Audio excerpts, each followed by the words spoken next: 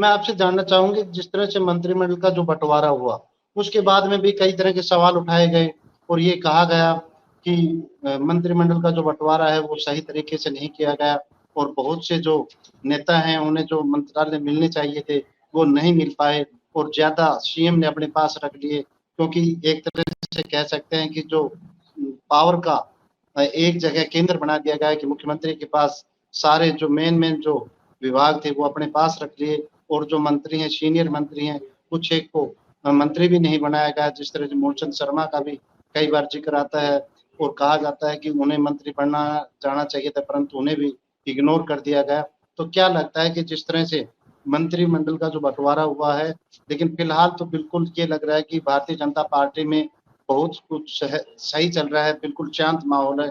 क्या लग रहा है कि जो बंटवारा हुआ उसके बाद में भारतीय जनता पार्टी की जो राजनीति है वो किस तरह से प्रभावित हुई? देखो, मुख्यमंत्री ने जब उनको फ्री हैंड दिया गया तो मर्जी से अपने मंत्रालय लिए। ये बात ठीक है, मलाईदार जितने मंत्रालय हैं मुख्यमंत्री के पास, लेकिन जो दूसरे मंत्रालय मिले हैं, जैसे आरती राव को स्वास्थ्य मंत्री बहुत बड़ा, सारे हरियाणा में जनता से जुड़ा हुआ मंत्रालय है। अगर वो चाहे तो जनता बीमार है, उसके इलाज की सुविधा सरकारी अस्पतालों में मिलती नहीं है। अनेक डॉक्टरों ने तो एक धंधा बना लिया, आप जाओ और प्राइवेट का मेडिकल स्टोर से लिख देते हैं दवाई, जो वहाँ और हमारे पास ये उपलब्ध नहीं है। ये दिक्कत खत्म करके एक जरूरी उन्होंने करना चाहिए। अब वो हर जिला अस्पताल में ये जरूरी करें कि सभी दवाइयाँ मरीजों को मिलें और मरीजों को लंबी लाइन में नहीं जाना पड़े। और हर प्रकार की जो जैसे सुविधा है, एक्सरे की और अन्य तरह के आज नई टेक्नोलॉजी की सुविधाएं हैं, वो कुछ बड़े अस्पतालों में दिखाई देती है। पूरे हरियाणा के जिला अस्पतालों में वो सुविधाएं नहीं है। वो सुविधाएं दे तो मंत्री अगर चाहो तो अपना स्थान बना सकता है। 10-20 मंत्रालय लेने से मंत्री कामयाब नहीं होता। मंत्री तो जब काम होता है एक ही डिपार्टमेंट हो, उस डिपार्टमेंट में लोग कहें हाँ हुआ परिवर्तन। तो मुझे ये कह रहा, पार्टी में नाराजगी तो होगी, लेकिन पहले भी मुख्यमंत्री अपने पास अच्छे महकमे रखते रहे, मलाईदार महकमे रखते रहे, तो कोई नई बात नहीं है इसमें। लेकिन अब मैं दिवा दिए हैं, महकमे बट गए हैं, मंत्रियों ने अपना काम करना शुरू कर दिया है। अब तो मुख्यमंत्री को चाहे मंत्रालय उसके पास ज्यादा है कम है ये तो अलग बात है, लेकिन ये फैसला तो लेना ही पड़ेगा कि ये कोऑर्डिनेट कैसे होगा, काम कैसे चलेगा। अगर सब मंत्री ये एक दूसरे की तरफ देखेंगे तो काम नहीं चलेगा। मंत्रालय जो मिले हो सारे बढ़िया, पूरी स्टेट के लेवल पे हर मंत्री काम कर सकते। जैसे श्रुति चौधरी को इरिगेशन दे दिया गया, बहुत बड़ा मंत्रालय, और वो जिस इलाके से तोसाम से एमएलए, वहाँ पानी की समस्या है, पीने के पानी की भी, सिंचाई की समस्या आज भी है। सिस्टम बढ़ाने के बाद तो उस सिस्टम को वो दूर करे। राजस्थान में भी पानी की समस्या है, तो आरटी राव और उसमें कोऑर्डिनेट करके उस स्कीमों को आगे बढ़ाना चाहिए। उसमें राव अभय सिंह का सहयोग लेना चाहिए, वो इनके इरिगेशन के एक्सपर्ट हैं, उन्होंने काफी मेहनत की है। तो अब वो उनको चाहिए, मंत्री को चाहिए काम करके। 10 महकमे लेके मंत्री पॉपुलर नहीं होता। जिस महकमे उसके पास है उसमें नए सुधार करके जनता के सहयोगी ऐसे लगे ये मंत्रालय है, जनता की सेवा हो रही है, ये लगे कि आम आदमी को मिल रहा है उनका डिपार्टमेंट से न्याय। तो ये महकमे की सोचने की बात है मंत्रालय का।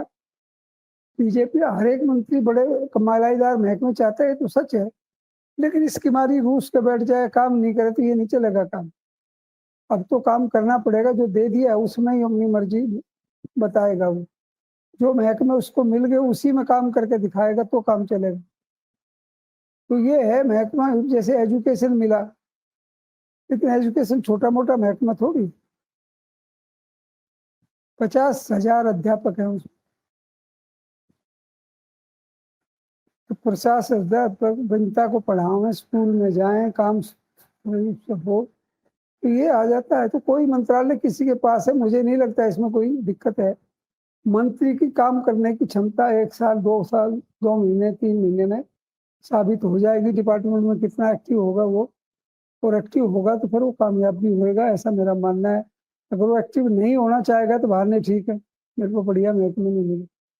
बढ़िया महकमे की डेफिनेशन नहीं होती कोई, तो ये मंत्री को चाहिएगा जो महकमा मिला उससे जनता की सेवा करे, और ये मुख्यमंत्री को भी चाहिए कि जनता की सेवा में उनके पास महकमे होने से कोऑर्डिनेट नहीं कर पा रहे तो वो महकमे दे देने चाहिए काम करने वाले मंत्री, लेकिन दे उसे ही जो काम करना चाहता है, जनता की सेवा करना चाहता है।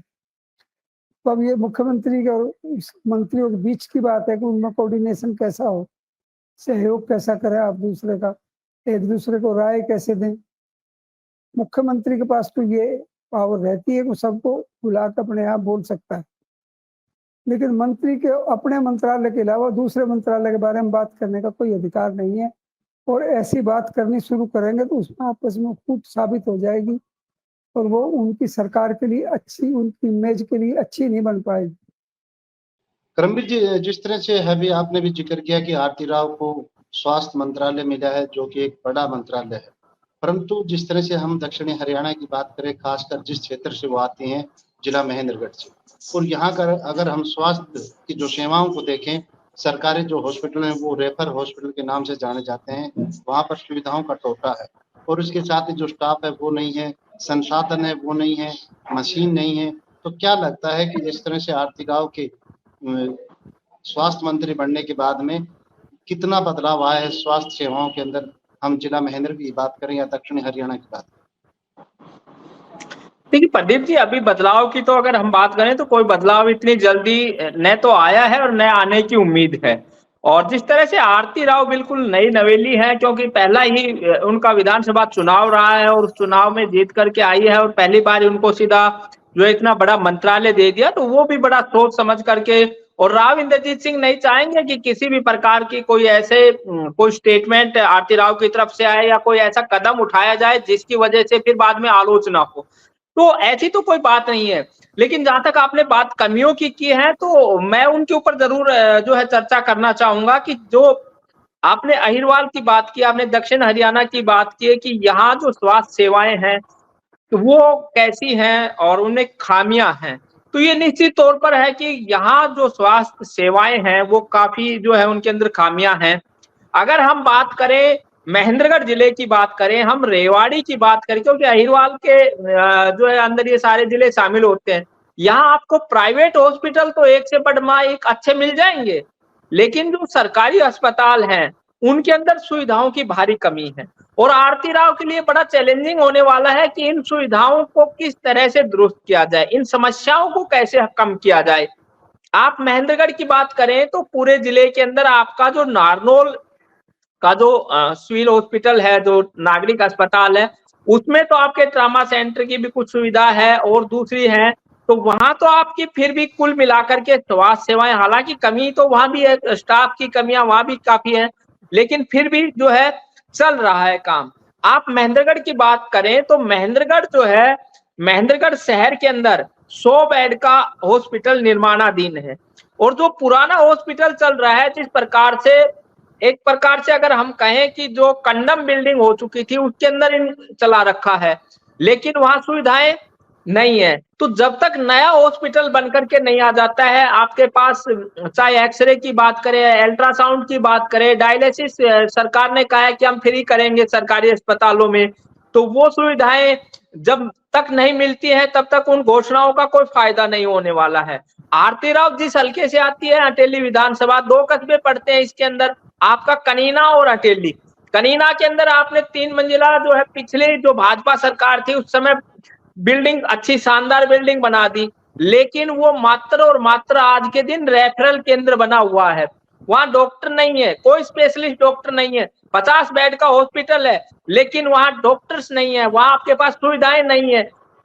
पिछला जो ये कार्यकाल था जिसमें विधायक सीताराम यादव थे, तो उन्होंने जो है अपनी तरफ से भरसक प्रयास किए थे, और उसके बाद यहाँ जो है एक्सरे के लिए उन्हें काफी जद्दोजहद करनी पड़ी, एक्सरे मशीन, लेकिन उसके अंदर जो है फिर वही टेक्नीशियन की इनकी कमी आ जाती है। वो सप्ताह में उनकी ड्यूटियां होती है, 2 दिन यहाँ है, 2 दिन कहीं जिले के दूसरे अस्पताल है उनमें जाएं, इसी प्रकार से यहाँ पोस्टमार्टम की जो सुविधा, लोग जो है महेंद्रगढ़ पूरे यहाँ क्षेत्र से जाते थे तो वो कनीना में शुरू किया गया, कुछ सुविधाएं हुई। लेकिन अल्ट्रासाउंड आप जो है महिलाओं के लिए, जैसे प्रधानमंत्री जी की तरफ से 9 तारीख को जो महिलाओं की, जो गर्भवती महिलाएं हैं उनके लिए अल्ट्रासाउंड की मुफ्त सुविधाएं दी जाती है, वो सारी महिलाएं महेंद्रगढ़ पहुंचती है। प्राइवेट हॉस्पिटलों में उनका नंबर आता है, कई कई दिन की वेटिंग उनकी चलती है। तो ये सुविधाएं हैं, इनके अंदर आपको जो है यहाँ स्वास्थ्य मंत्री के तौर पर बड़ा काम करने की आवश्यकता है। यहाँ सुविधाएं, अटेली की बात करें, सामान्य अस्पताल है अटेली के अंदर भी, लेकिन वहां कोई डॉक्टर नहीं है, कोई स्पेशलिस्ट की अगर हम बात करें, यहाँ बात करें, कनीना में बात करें, कोई गायने की कोई स्पेशलिस्ट नहीं है। डिलीवरी केस आते हैं, सबको रेफर कर दिया जाता है, जाओ जी नारनौल।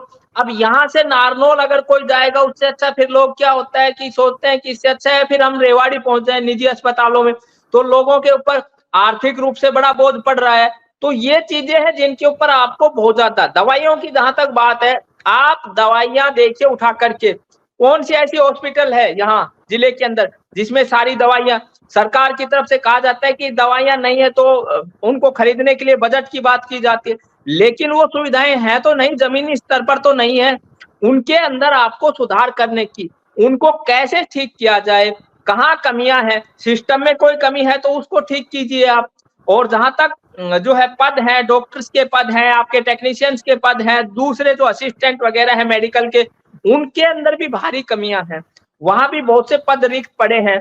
तो वो सारी चीजें हैं, उनको किस तरह से जो है लाया जाएगा, तो आरती राव के लिए बड़ा चैलेंजिंग काम है। बहुत बड़ा मंत्रालय उन्हें पूरे प्रदेश का मिला, केवल हम ये बात तो हम केवल महेंद्रगढ़ की कर रहे हैं, और उनको तो पूरे हरियाणा की जिम्मेदारी मिली हुई है। हरियाणा के हर जिले के अंदर इसी प्रकार की समस्याएं जो है मिलेंगी, जो तो उन सब के अंदर किस तरह से वो काम करती है, वो आने वाले समय में जब उनको कुछ 2, 4, 5 महीने, 6 महीने का समय हो जाएगा, उसके बाद हम देखेंगे, उसका हम फिर एनालाइज करेंगे कि किस तरह से आरती राव को मंत्रालय मिलने के बाद उन्होंने कोई इसको सुधार के लिए क्या कुछ कदम उठाए हैं। तो अभी तो बिल्कुल नया नया जो है पूरा वो है, तो उसके अंदर तो हाँ ये है कि जो समस्याएं हैं उनको प्राथमिकता के आधार पर उन्हें किस तरह से दूर करना चाहिए, उस चीज पर उन्हें जरूर फोकस करना चाहिए। और आप हमसे जुड़े रहने के लिए सब्सक्राइब करें YouTube पर, फॉलो करें Twitter पर और लाइक करें Facebook पर। और ज्यादा जानकारी के लिए आपको टाइप करना होगा सिर्फ न्यूज़ नशा।